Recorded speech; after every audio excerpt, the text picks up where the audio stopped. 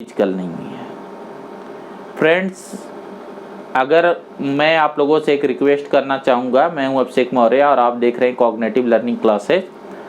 हम यहाँ पे search for genetic material topic को पढ़ रहे हैं। इस पे मैंने आपको एक प्रीवियस लेक्चर दिया है जिस पे आपको समझाया इसकी इम्पोर्टेंस के बारे में।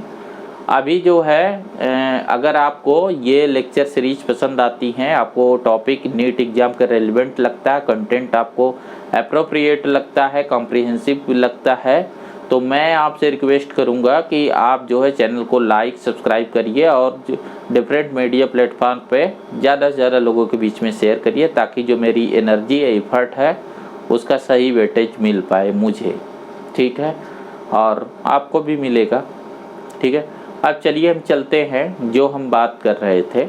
जैसे हम जो बात कर रहे थे कि जो रेसिपी बुक है, उस रेसिपी बुक में जो लिखा गया है किसी रेसिपी का, किसी कुजीन की जो रेसिपी लिखी गई है वो आप फिजिकली नहीं दिखा सकते।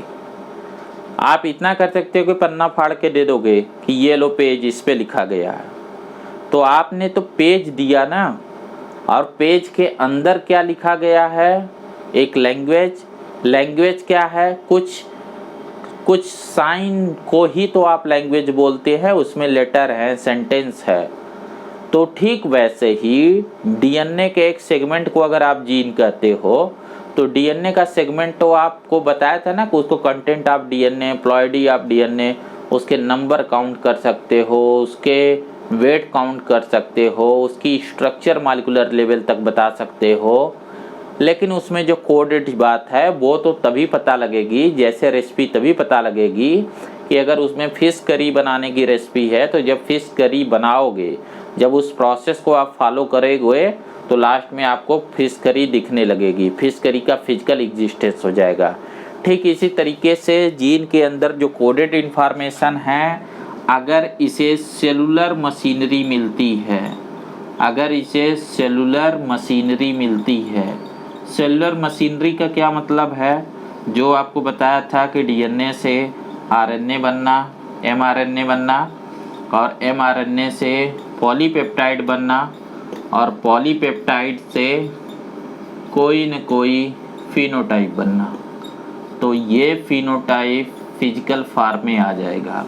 Just like that, just like जो केस है कि फिश करी की रेसिपी से आपको फिश करी नहीं दिखती है, लेकिन अगर प्रोसीजर को फॉलो किया जाए, अगर रेसिपी में मेंशन हर चीज़ को आप अरेंज कर पाए और उस पर्टिकुलर डायरेक्शन को, जो उसमें फ्लो मैकेनिज्म बताई गई है, जो एल्गोरिदम उसमें फॉलो किया गया है, अगर उसे आप फॉलो कर पाए, तो लास्ट में आपके पास फिजिकल फॉर्म में फिश करी होगी, और वो फिजिकली प्रेजेंट है क्योंकि आपके सेंसरी ऑर्गन आप देख सकते हैं, उसको टेस्ट कर सकते हैं, तो आप कंफर्म कर सकते हैं कि हाँ रेसिपी सही लिखी गई थी, ठीक है, बिना बनाए आपको नहीं पता लगेगा।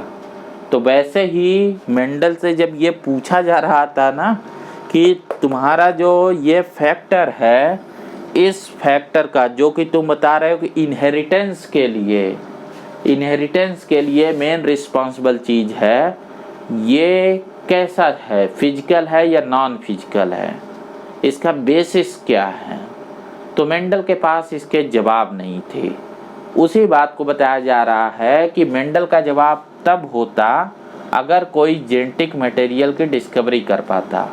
अब आपको पीछे क्या बताया गया कि फ्रेडरिक माइकर ने पहले न्यूक्लिन डिस्कवर किया। ये देखो ईयर देखो, ये 69 है, ये 65 है, 4 साल बाद ही फ्रेडरिक माइकर ने ये बता दिया। अब फ्रेडरिक माइकर ने जब ये चीज़ बताया, तो एक ईयर और आपको बताऊं कि 1869 में, ठीक है, 1879 में एक और साइंटिस्ट है, ये 11th की बुक में आपको मेंशन है, फ्लेमिंग, इसने डिस्कवर किया क्रोमैटिन। तो क्रोमैटिन तो वो चीज़ है ना, क्रोमैटिन का मतलब क्या है, डीएनए प्लस हिस्टोन, यानी ये न्यूक्लियस के अंदर इसे पता लगा लिया। एक्चुअल में इससे पहले न्यूक्लियस का पता लगाया था रॉबर्ट ब्राउन ने ये काम किया था 1831 में, रॉबर्ट ब्राउन ने। ठीक है, तो देखो जो रॉबर्ट ब्राउन ने बताया था न्यूक्लियस, वो ये नहीं बता पाया था कि न्यूक्लियस के अंदर क्या चीज़ है। फ्रेडरिक माइकर ये 30 साल करीब लगे, इसने बताया उसके अंदर एक एसिडिक मटेरियल है। फ्लेमिंग ने बताया कि उसके अंदर क्रोमेटिन है। क्रोमेटिन का मतलब कि उसे स्टेन किया जा सकता है, उसे कलर किया जा सकता है, इसी से क्रोमोजोम वर्ड आया है। ठीक है, लेकिन अभी भी ये बात नहीं पता थी कि ये एक जेनेटिक मटेरियल है। जैसे इस बात को समझो कि इनका डिस्कवरी जस्ट ऐसे था कि ये सेल है, ये प्लाज्मा मेम्ब्रेन है और प्लाज्मा मेम्ब्रेन के अंदर साइटोप्लाज्म है, और ये जो सेटअप है कि साइटोप्लाज्म और प्लाज्मा मेम्ब्रेन, ये तो सेल हो गया। इसके अंदर इन्होंने बता दिया कि यहाँ न्यूक्लियस होता है, रॉबर्ट ब्राउन ने, और फ्रेडरिक माइकर ने बता दिया कि इसके अंदर एसिडिक मटेरियल है। फ्लेमिंग ने बता दिया कि इसके अंदर ये फाइबरस चीज होती है जिसे क्रोमेटिन फाइबर बोलती है। ये इंफॉर्मेशन उसके पास नहीं थी, ये तो मैं आपको बता रहा हूँ तो उसमें डीएनए और हिस्टोन था, ये बात नहीं उन्हें पता थी। ठीक है, जैसे ये सारी जो डिस्कवरीज हो रही हैं, अब मेंडल की कहानी फिर कहाँ गई? तो मेंडल की कहानी में आप देखते हो 1900 में रीडिस्कवरी हुई, आपने पढ़ रखा है ना, 1900 में रीडिस्कवरी हुई। रीडिस्कवर होने के बाद जब ये रीडिस्कवर हो गए, बीच में तो इन्हें भुला दिया गया कि ये इनहेरिटेंस का कोई रूल ही नहीं है, लोगों को उसका इम्पोर्टेंस नहीं समझ में आई, और उधर डार्विन अपनी थ्योरी लाके एवोल्यूशन बता रहे थे, और वो भी फंस जा रहे थे कि उनकी सोर्स ऑफ वेरिएशन क्या था। उनको भी जेनेटिक की थ्योरी चाहिए थी, और जेनेटिक की थ्योरी खुद जो है सेटबैक में थी, क्योंकि सेल थ्योरी पूरी इस्टेब्लिश नहीं हुई थी। देखो सेल थ्योरी का टाइम पीरियड क्या है, ये बात थोड़ा आपको बता दूं। सेल थ्योरी जो है इन सब को इस्टेब्लिश होने में जो टाइम लगा ना, वो लगा, ये 1900 में हुआ, 1927, ठीक है, 27-28, इसी में आपको पढ़ाया जाएगा आपका एक्सपेरिमेंट। ये सब डेट आपके बुक में दिया है, ऐसा मैं कोई बाहर की डेट नहीं बता रहा हूँ, बहुत मिनिमम चीज़ बता रहा हूँ कि ये देखो 27-28 साल फिर लगे। ठीक है, जब टेक्नोलॉजी इतना डेवलप हो गई कि वो इस चीज़ को सेट कर पाए, इन मॉलिक्यूल को अलग अलग निकाल पाए। इन 27-28 सालों में क्या हुआ ना कि मॉलिक्यूलर बायोलॉजी डेवलप हो गई, और मॉलिक्यूलर बायोलॉजी आने का मतलब ये हुआ कि अब हमारे पास ये नॉलेज हो गया था कि एक सेल किन चीज़ों से बना होता है, यानी कॉन्सेप्ट ऑफ बायोमॉलिक्यूल। जब कॉन्सेप्ट ऑफ बायोमॉलिक्यूल्स आ गया, तब ये बात पता लग गई कि सेल के अंदर तो 4 ही मेन चीज़ होते हैं। एक होती है प्रोटीन्स, एक होती है कार्बोहाइड्रेट या पॉलीसैकेराइड, एक होती है लिपिड, और एक होता है न्यूक्लिक एसिड्स। ठीक है, जो आपको बताया था। तो अब ये चीज़ हुआ कि पूरी हर एक सेल इन्हीं से बनी है। तो एक बात आप ये समझिए कि जो लिविंग है, जो भी लिविंग है, उस लिविंग में खास बात क्या है? डाइवर्सिटी। आपको पहला चैप्टर पढ़ाया गया है डाइवर्सिटी, यानी लिविंग कई जो है फॉर्म में है। तो हर किसी का जेनेटिक मटेरियल अलग होगा, क्योंकि एक जेनेटिक मटेरियल एक कैरेक्टर को कैरी करता है। जैसे आदमी के अंदर आदमी के कैरेक्टर क्या होते हैं, अगर मेंडल के रूल को माने, अब तो मेंडल की थ्योरी इस्टेब्लिश हो गई थी ना 1900 में, लोग मानने लगे थे। बस ये हो गया था कि मेंडेलियन फैक्टर को बस खोजो कि वो क्या है, ये तो मानने लगे थे कि मेंडल की थ्योरी है। ठीक है, बस मेंडेलियन फैक्टर का फिजिकल बेसिस नहीं पा रहे थे, समझे बात को। तो जो मेन बात ये थी कि हर ऑर्गेनिज्म का इतनी बड़ी डाइवर्सिटी है, इतना बड़ा animal kingdom, plant kingdom, fungi, Monera, ये सब जो है इतने बड़े। उस ज़माने में प्लांट और एनिमल किंगडम ही होते थे, 2 किंगडम सिस्टम चलता था, जूलॉजी और बॉटनी ही होती थी। तो उनमें भी इतने ऑर्गेनिज्म थे, हजारों लाखों टाइप की जो स्पीसीज थी, उन स्पीसीज में अलग अलग टाइप का जेनेटिक मटेरियल होना चाहिए। तो एक साइंटिस्ट के बीच ये गेस था कि जेनेटिक मटेरियल वो चीज़ होगा जिसमें डाइवर्सिटी का नेचर हो, यानी कि जो जेनेटिक मटेरियल हो उसके उतने कॉम्बिनेशन हो। जैसे बंदर का अलग जेनेटिक मटेरियल, इंसान का अलग, तो गाय का अलग, तो दूसरे एनिमल अर्थवर्म का अलग, स्टार फिश का अलग, इस तरीके से प्लांट के सारे अलग होंगे। तो जेनेटिक मटेरियल में खुद क्या होनी चाहिए? डाइवर्सिटी, क्योंकि लिविंग वर्ल्ड में क्या थे? डाइवर्सिटी। अब इस बारे में कि डाइवर्सिटी से डाइवर्सिटी को एक्सप्लेन किया जाएगा, तो प्रोटीन अपने आप में बहुत डाइवर्सिटी वाले मॉलिक्यूल हैं, न्यूक्लिक एसिड भी बहुत डाइवर्सिटी वाला मॉलिक्यूल है, कार्बोहाइड्रेट और लिपिड में वो डाइवर्सिटी नहीं थी।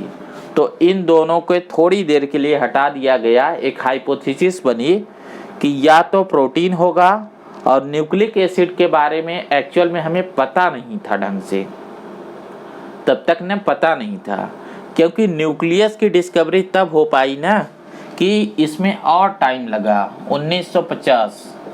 इसमें क्या खास बात हुआ? Electron microscope. देखो, इलेक्ट्रॉन माइक्रोस्कोप तभी आया ना जब आपका एटॉमिक स्ट्रक्चर ऐसा, जो आप केमिस्ट्री में और फिजिक्स में, मॉडर्न फिजिक्स पढ़ते हो ना, जब आप इलेक्ट्रॉन, प्रोटॉन, न्यूट्रॉन, सब एटॉमिक पार्टिकल फिजिक्स को समझने लगे, तब टेक्नोलॉजी आगे गई, तब हमें इलेक्ट्रॉन माइक्रोस्कोप मिला, तो हम सेल के अंदर बेहतर झांक पाए।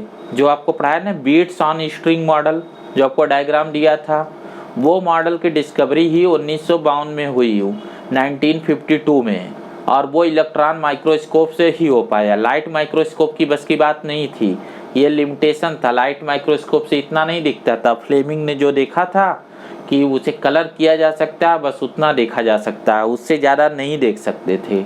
तो जब इलेक्ट्रॉन माइक्रोस्कोप आया तो हमें और ज़्यादा स्कोप मिला बायोलॉजी को कि वो मॉलिक्यूल को और इन्वेस्टिगेट करे। तो वो ज़्यादा इन्वेस्टिगेट कर पाई, यानी कि वो अंदर का जो मटेरियल था उसे ज़्यादा इन्वेस्टिगेट कर पाई। और 1960 के आसपास जो है, 1960 के आसपास फिर आपका ये जो है वाटसन क्रिक मॉडल भी आ गया, वो मेंडल का आंसर भी मिल गया। मेंडल के आंसर मिलते ही उधर डार्विन अपने कब्र से चिल्लाए, मुझे भी तो यही चाहिए था। तो मेंडल और डार्विन के बीच लिंक जोड़ा गया, जो मैंने आपको एवोल्यूशन में बताया था कि जो मेंडल को सोर्स ऑफ वेरिएशन चाहिए थे, जो डार्विन को सोर्स ऑफ वेरिएशन चाहिए थे, वो मेंडल के लॉ ऑफ इंडिपेंडेंट असॉर्टमेंट से मिल गया। बाकी मार्गन ने काम कर दिया, मार्गन और डार्विन को मिला के नई थ्योरी बन गई एवोल्यूशन की। ठीक है, तो अब देखो जो आपका चैप्टर है, जो आपका कंटेंट है, जो हम अभी पढ़ने वाले हैं, उसमें कहाँ से टॉपिक उठाया है। ये तो मैंने ओवरऑल होलिस्टिक पूरा अप्रोच बता दिया कि एक्चुअल में हम क्या क्या पढ़ रहे हैं। हम यहाँ तक जाएंगे, 1952 तक जाएंगे। ठीक है, क्योंकि आपको ये मेंशन है ना, जो लास्ट एक्सपेरिमेंट है ये हर्शे एंड चेज का एक्सपेरिमेंट है। और यहाँ जब हर्शे और चेज का एक्सपेरिमेंट कर लोगे, क्योंकि इस समय तक क्या हो गया ना, इस समय तक देखो क्या क्या चेंज आया था, ये मैं आपको समझाऊं थोड़ा। केमिस्ट्री और फिजिक्स में बहुत चेंज आया था, जैसे रेडियो एक्टिविटी पता चल गया था। ठीक है, और रेडियो एक्टिविटी आइसोटोप को यूज किया जाएगा। इस समय तक एटॉमिक स्ट्रक्चर बहुत बेहतर थी, तो एटॉमिक स्ट्रक्चर की वजह से हमें इलेक्ट्रॉन का नेचर पता लगा, तो हमने लाइट रेज को न यूज करके इलेक्ट्रॉन बीम पे बेस इलेक्ट्रॉन माइक्रोस्कोप तक बना लिए। तो मॉलिक्यूलर लेवल पे हमारा और बढ़िया अप्रोच आ गया। ठीक है, तो अगर आप चाहो तो फिजिक्स और केमिस्ट्री में इन्हें कोरिलेट कर सकते हो, बशर्ते मैं जस्ट लिंक बताऊंगा, उससे आगे नहीं जाऊंगा। आपके मेन टॉपिक पे आता हूँ। देखो यहाँ जो अब आपका एक्सपेरिमेंट है ना, कि ये सब रातों रात नहीं हुआ, इसमें 40-50 साल का टाइम लग रहा है। इसमें पहला एक्सपेरिमेंट जो आपका आया, ये जो एक्सपेरिमेंट है ये है ट्रांसफॉर्मिंग प्रिंसिपल। अब देखना इसको कैसे आपसे पूछा जाएगा। ये देखो बात ये है ना, ये क्वेश्चन बहुत इजी भी आ सकते हैं। ऐसा नहीं है कि आप पेपर दो और बहुत इजी आया और इतना सारा हमने पढ़ा आया तो इतना इजी। बात दोनों हो सकती है, हो सकता है जस्ट आपसे नेम पूछ दे। और हो सकता है उसको बहुत डिटेल पूछ दे। तो आप तो दोनों के लिए तैयार रहिए ना, good one and worst one. अच्छा हुआ तो भी और बुरा हुआ तो भी, good one and bad one. बुरे से बुरे कंडीशन में जो होगा तब भी झेल लेंगे, अच्छे से अच्छे कंडीशन में होगा तो तैयार ही है। ठीक है, तो देखिए ट्रांसफार्मिंग प्रिंसिपल एक्सपेरिमेंट का नाम है। टाइम पीरियड है 1928 में। देखो यहाँ से शुरू हो गया था। ज्यों मैंने इस बात को बोला तो इसका मतलब क्या था, मेंडल का थ्योरी रीडिस्कवर हो गया था, सेल थ्योरी रीडिस्कवर हो गया था, अलेक्जेंडर फ्लेमिंग ने बता दिया था कि न्यूक्लियस के अंदर क्रोमैटिन फाइबर है। ये सब बातें आ गई थी यहाँ तक। ठीक है, तो देखो इसमें क्या हुआ, इसमें एक साइंटिस्ट है फ्रेडरिक ग्रिफिथ। ट्रांसफार्मिंग प्रिंसिपल है क्या ये मैं बताता हूँ। यहाँ एक बैक्टीरिया की बात की जाती है, न्यूमोकॉकस। ठीक है, न्यूमोकॉकस। जब ये वर्ड होता है ना कॉकस, तो कॉकस का मतलब होता है स्फेरिकल बैक्टीरिया।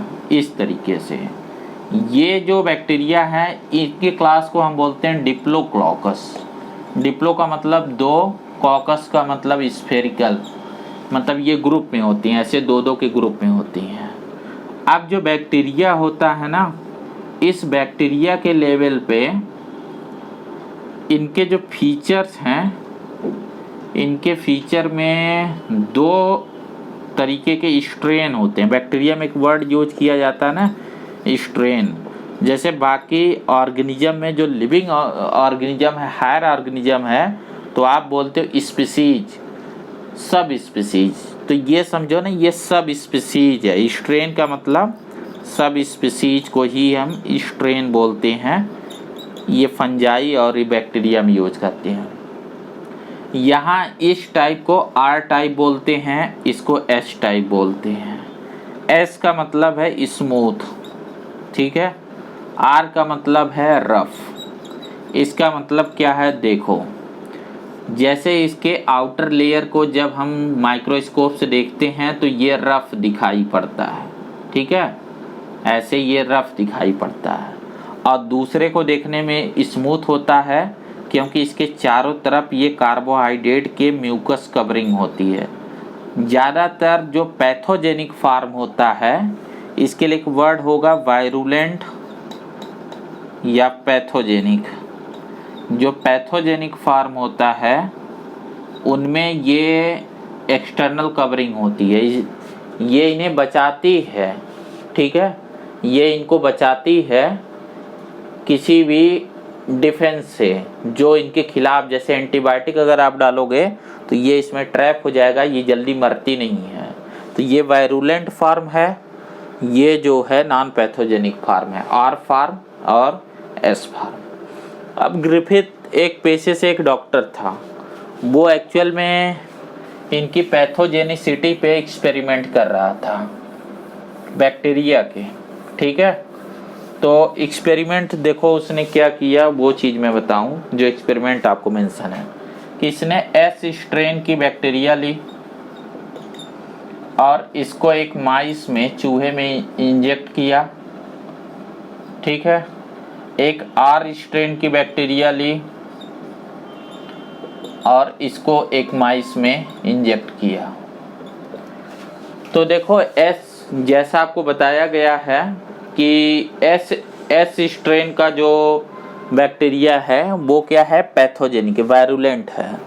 तो एस स्ट्रेन वाला जो है इसकी डेथ हो गई। इसकी डेथ इसलिए हो गई कि इसमें निमोनिया हो गया, ठीक है। निमोनिया का मतलब होता है लंग्स में पानी भर जाना। और आर स्ट्रेन वाला ये लाइव रहा, इसमें कोई डिजीज के कंडीशन नहीं आए, ठीक है। अब जो एक्सपेरिमेंट हो रहा था तो एक चीज़ ये होता है ना साइंस में, कंफर्मेशन। तो इसने जो माइस थे उनका ऑटोप्सी की, ऑटोप्सी का मतलब जिसे आप पोस्टमार्टम कहते हो, उनकी चीड़ फाड़ की और अंदर से बैक्टीरिया को आइसोलेट किया।